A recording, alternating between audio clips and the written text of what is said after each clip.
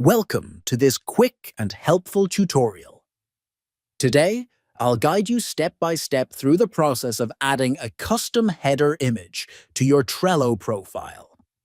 This small customization can make your Trello experience more personal and visually appealing. Let's jump right in and see how to do it the right way.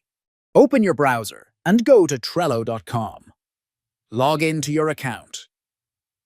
Then look at the top right corner of the screen and click on your profile icon. From the drop-down menu, select Manage Account. In your Atlassian account, scroll down or look for the option that says Add Header Image.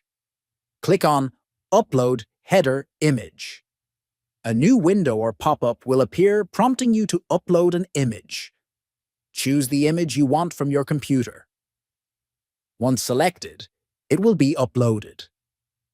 After the upload is complete, the header image will be automatically applied to your profile.